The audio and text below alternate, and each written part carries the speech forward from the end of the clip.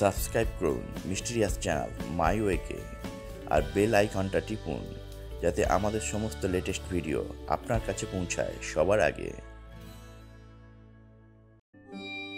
পৃথিবীতে এমন কিছু প্রত্নতাত্ত্বিক বস্তু মাটির তলা থেকে পাওয়া গিয়েছে যার সঠিক ব্যাখ্যা দিতে পারেনি বিজ্ঞান।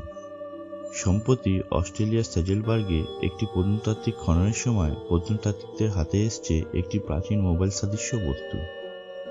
আদতে এটি কি এলিয়ানদের ফেলে যাওয়া গেজেট নাকি অন্য কিছু? তুমুল জল্পনা চলছে মাটির অনেক গভীর থেকে উঠে আসা মোবাইল ফোনের মতো দেখতে এই বস্তুটিকে নিয়ে। মাটির যে স্তর থেকে পাওয়া গিয়েছে এই বস্তুটি, সেটি মোটামুটি 1300 সালের কাছাকাছি। তবে কি 800 বছর আগে কোনো এলিয়ান এসেছিল ধরাধামে আর তারই ফেলে যাওয়া গেজেট এটি? নাকি এই সময় থেকে টাইম ট্রাভেল করে গিয়েছিল কেউ সেই সময়তে? বস্তুটিকে দেখতে অনেকটাই প্রথম দিকের মোবাইল সেটগুলির মতো। উপরে একটি স্ক্রিনের মতো জায়গা, তার নিচে কিছু সাংকেতিক বটন, আর তলায় দুটি up down, right left press button. একদম তলার প্যানেলে 12টি ডিজিটের নকশা।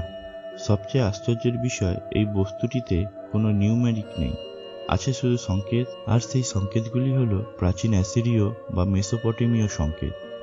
এই ধরনের লেখাকে বলা হয় কুন্নিফর্ম। মজার বিষয় হলো বর্তমান সময় ইরাক এবং ইরানে এখনও এই সংকেতগুলির প্রচলন রয়েছে। এই দুটি দেশই প্রাচীন যুগে মেসোপটেমিয়ার অন্তর্গত ছিল। তাই প্রশ্ন হলো, তাহলে আসলে কি এই বস্তু? প্রত্নতাত্ত্বিকেরা এখনো পর্যন্ত কোনো ব্যাখ্যা খুঁজে পায়নি। অনেকেই আবার বলেছেন এমন বহু বিচিত্র বস্তুর সন্ধান মিলেছে বিভিন্ন প্রত্নতাত্ত্বিক খননে, ইতিহাস দিয়ে যার ব্যাখ্যা পাওয়া যায়নি। সেইগুলি সবই ধামাচাপা দেয়া হয়েছে। আজ এই পর্যন্তই। আপনাদের কি মনে হয় এই বস্তুটি সত্যি এলিয়ানদের ফেলে যাওয়া কোনো গেজেট, নাকি কোনো টাইম ট্রাভেলার ফেলে গিয়েছে এই গেজেটটি? নিচের কমেন্ট বক্সে কমেন্ট করে জানান। আশা করি ভিডিওটি আপনাদের ভালো লেগেছে।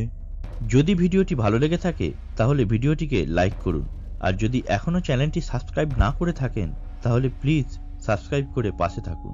আমরা এই ধরনের রহস্যময় ভিডিও দিতে থাকবো এই চ্যানেলটিতে। আবার দেখা হবে পরের ভিডিওতে। এখন তবে আসি।